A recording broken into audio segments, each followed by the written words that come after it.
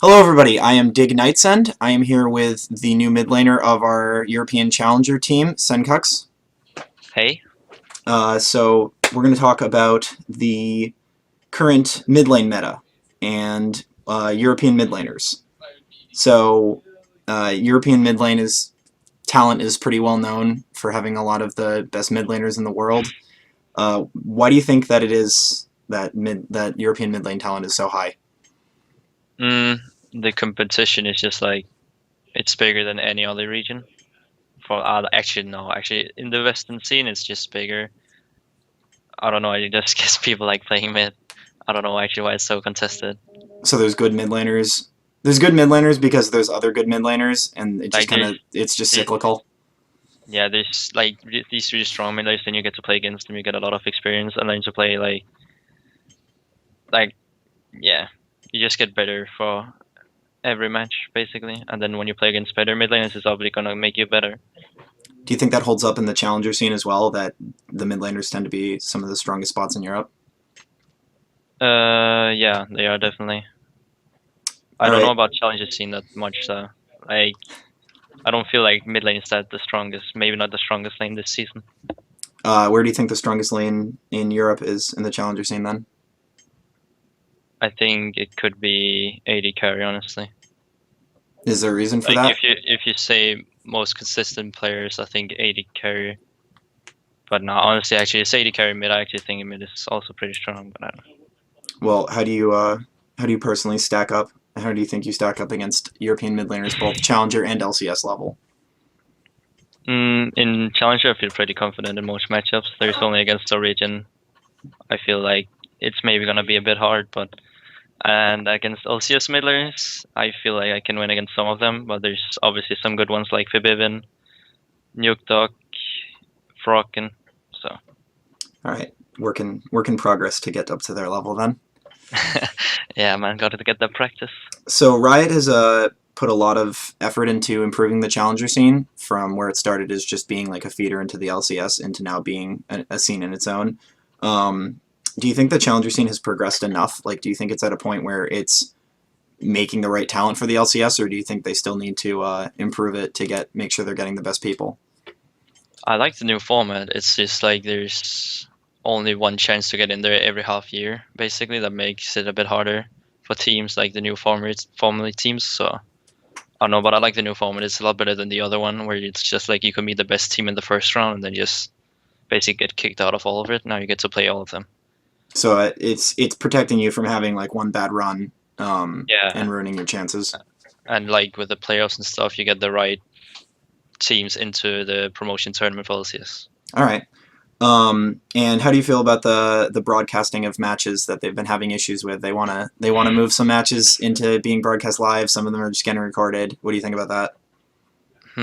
I get that they might not have the time for both days, but I don't know. I feel like they could have done it like streamed both Tuesday and Wednesday. I don't know. I don't see the biggest problem. Okay. Do you think they're gonna move the challenger scene to live broadcasts eventually? Maybe change the day. I don't think they're going to change the day now, but I don't know. I think it depends on their viewer count, honestly, on Twitch. So if the challenger scene gets more viewers, they'll probably start broadcasting it live. Yeah, that's what I've heard. Okay. So then, how about your personal playstyle?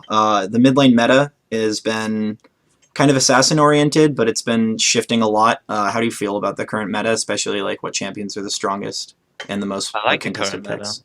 I kind of dislike though the DFT nerf. I was a big Ari player, so I like the kind of assassin style with the DFT. I think it was really fun to play, but I really like the meta. Like it really fits me really well. I like to play assassins, and then I can go back to like Serath if that's open as well. Like and everything else is not that good in the matchup. So, So I don't know. do you Yeah, think assassins were hit that hard by the change to GFG, or do you think it was necessary? I don't think it was necessary, but I think it's fine because they buffed Ari really much, but now they kind of nerfed her again. I don't know. So, your personal playstyle, you like to play Ari. Do you have any picks that you prefer that are a little off meta or not as popular that you enjoy to pull out? Used to play a lot of Talon, but then his silence got nerfed. Now I actually think Diana is really underrated. I think she's actually really good in a lot of matchups. So you think Diana might potentially be making a comeback, or is that just your personal pocket pick? It's maybe just my personal pocket pick. I don't know. I just think it's strong. So how do you feel about mid's impact on the game right now? It's always been probably the most impactful lane on the whole game besides the jungle, and Riot's kind of toned down early snowballing. So do you think mid laners still have the kind of impact on the game that they always have, or do you think it's been toned down a little bit? I think it's a lot about bot lane now as well for the Drakes. Like, there's a lot of contested Drakes. I don't know. I don't feel like it's changed that much in impact, to be honest. You I feel still think like if you can get the mid control, you can basically get a lot of jungle control as well. so they've just made bot lane more impactful instead of making mid less. Yeah, in some way. Oh, Yeah. all right. Is that probably why we don't see like constant lane swaps anymore either? Because you want to get the control of bot lane for the dragon.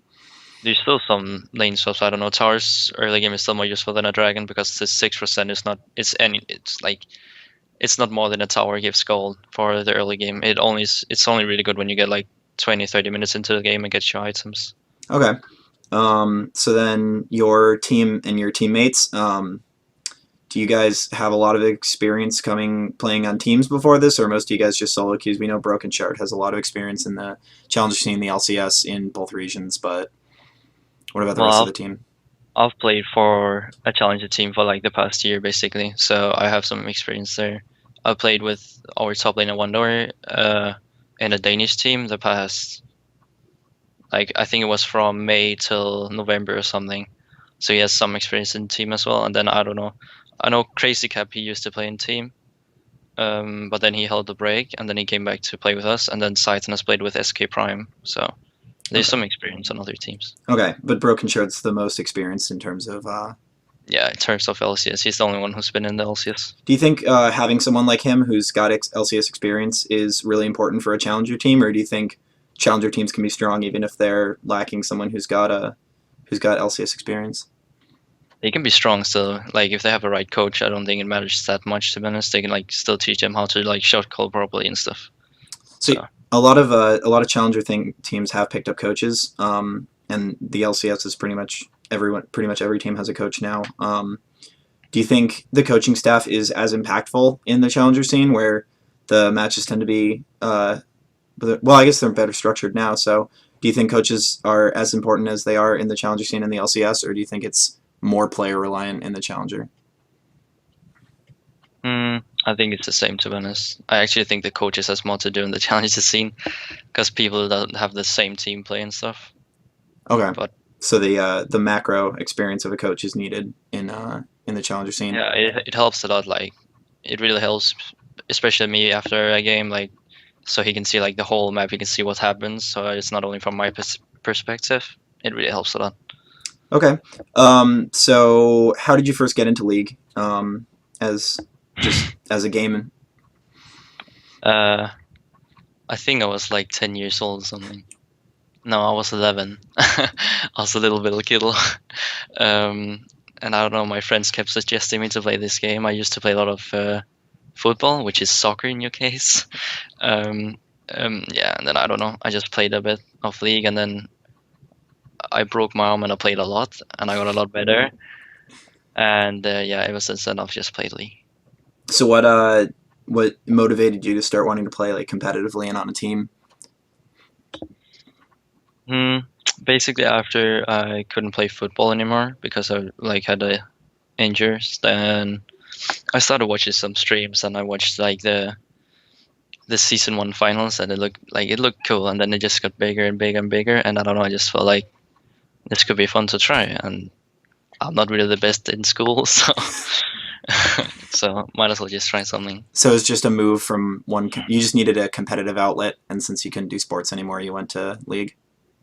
Yeah, and I really enjoyed playing it. So Okay. So do you have any final remarks or shoutouts for fans or anything we didn't touch on that you want to talk about? thanks for everyone who watches our game and supports us. Thanks to all my fans. And thank you to all of Team Dignitas' sponsors, and thank you for watching.